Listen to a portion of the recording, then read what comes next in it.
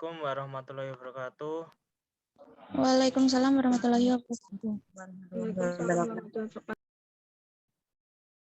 Selamat malam, selamat pagi, selamat siang bagi teman-teman sekalian, serta Bapak Afi.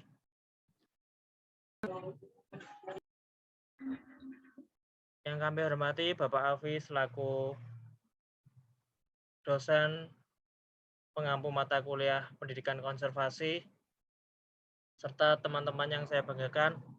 Sekian kami kelompok 3 untuk mempresentasikan hasil diskusi kelompok kami mengenai transportasi internal.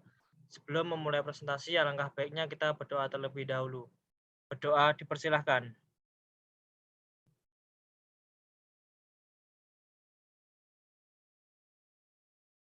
Berdoa selesai.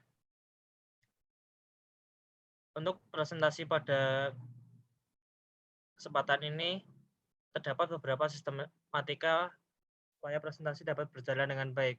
Yang pertama, setelah kami mempresentasikan, kami akan membuka 4 pertanyaan kepada teman-teman melalui grup WA, yang nantinya apabila moderator telah mengizinkan penanya, maka penanya dapat langsung bertanya. Sebelum memulai presentasi, alangkah baiknya kami memperkenalkan diri terlebih dahulu.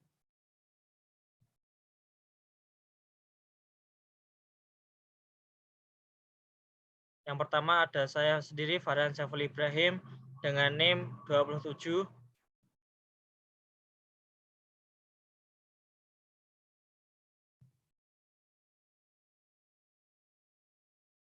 Selanjutnya ada saudari Siva Agnia Kamila dengan NIM 29.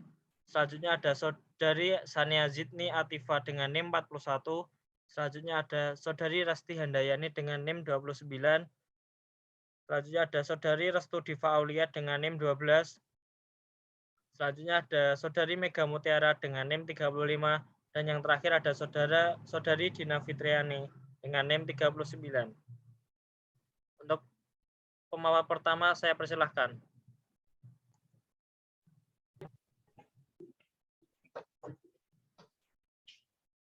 Terima kasih untuk Saudara Farhan atas waktunya. Di sini saya akan mempresentasikan pengertian transportasi internal. Menurut KBBI, transportasi adalah pengangkut barang oleh berbagai jenis kendaraan sesuai dengan kemajuan teknologi. Sedangkan internal adalah penyangkutan bagian dalam, mulai dalam negeri atau dalam daerah tertentu. Transportasi internal merupakan jenis transportasi yang dilakukan pada kawasan sendiri atau wilayah tertentu. Transportasi internal sebagai infrastruktur atau fasilitas fisik yang mempermudah pergerakan sarana transportasi internal yang beroperasi di kawasan privat atau lingkungan sendiri demi menjadi lancar, aman, dan nyaman. Untuk materi selanjutnya, terima kasih.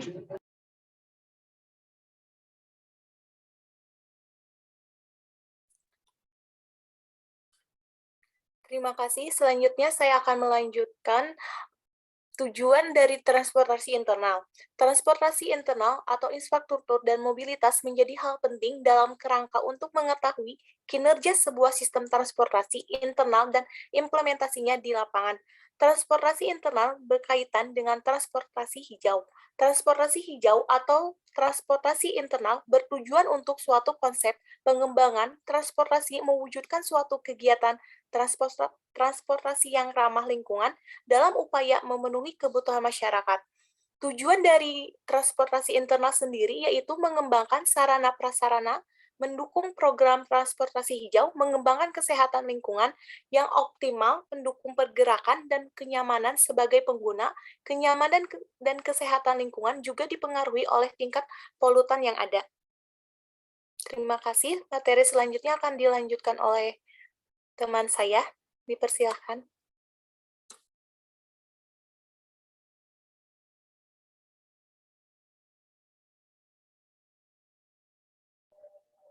Terima kasih. Saya lanjutkan. Ada beberapa manfaat transportasi internal. Yang pertama, yaitu meminimalkan penggunaan kendaraan bermotor. agar resiko pengeluaran karbon juga kecil sehingga membuat area kampus menjadi lebih sejuk tanpa asap motor maupun suara bising yang dikeluarkan dari kendaraan. Lalu yang kedua yaitu membuat sistem pergaulan warga kampus menjadi lebih baik. Dengan transportasi misalnya seperti berjalan kaki ataupun bersepeda dapat membuat sistem pergaulan warga kampus menjadi lebih baik. Mereka dapat berjalan kaki atau bersepeda bersama-sama, saling sapa, saling tukar senyum, berkenalan, yang dampaknya akan membuat pergaulan antar mahasiswa lebih harmonis, bisa mempererat kekerabatan atau kenal satu sama lain yang mungkin tidak bisa dilakukan saat kita menggunakan sepeda motor. Terima kasih. Selanjutnya.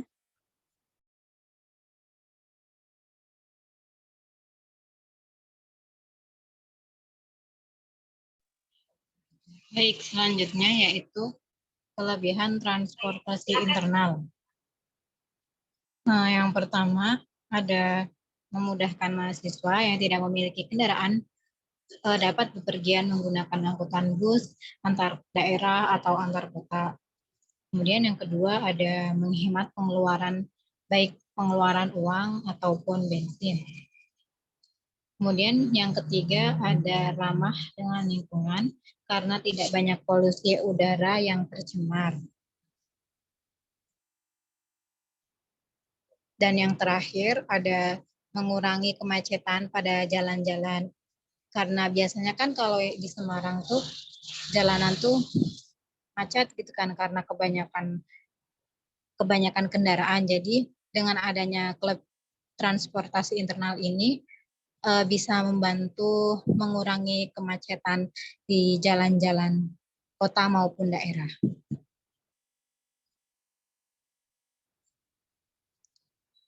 Kekurangan transportasi internal sendiri itu ada 3. Yang pertama, membutuhkan waktu yang lama untuk bepergian sehingga harus mempersiapkan dari awal karena transportasi internal biasanya ada batasan kecepatan tertentu saat berkendara dengan motor sendiri.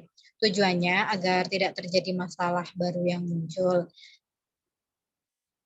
Yang kedua, tidak dapat mengendarai motor melaju dengan seenaknya karena ada batasan kecepatan maksimal yang sudah ditentukan.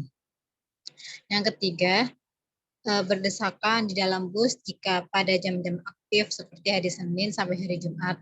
Biasanya tuh kan rame kalau misal ada di bus karena semuanya tuh masuk ke naik bus gitu. Itu.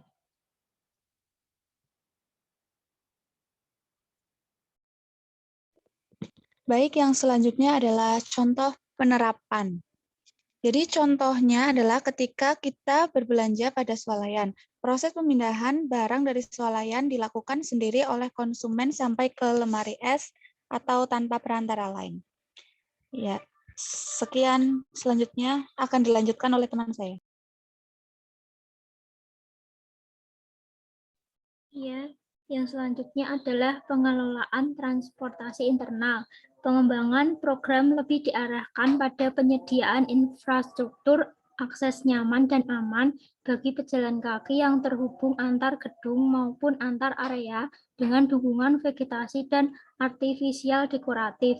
Selain itu, juga penyediaan infrastruktur bagi parkir kendaraan warga kampus dan fasilitas kendaraan internal untuk mencapai akses yang lebih jauh di area kampus.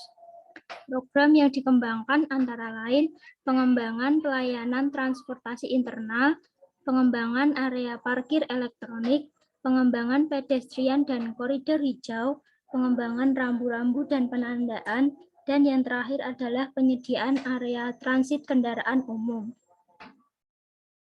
Sekian, yang selanjutnya diteruskan dengan teman saya. Nah, berikut adalah presentasi mengenai transportasi internal. Dapat disimpulkan bahwa transportasi internal merupakan jenis transportasi yang dilakukan pada kawasan sendiri. Tujuannya tidaklah lain untuk mereduksi pergerakan kendaraan mesin berbahan bakar fosil. Sarana transportasi ini diatur berdasarkan model dan sistem pergerakannya. Transportasi mengacu pada kendaraan yang mengurangi dampak polusi udara dan suara yang ditimbulkan.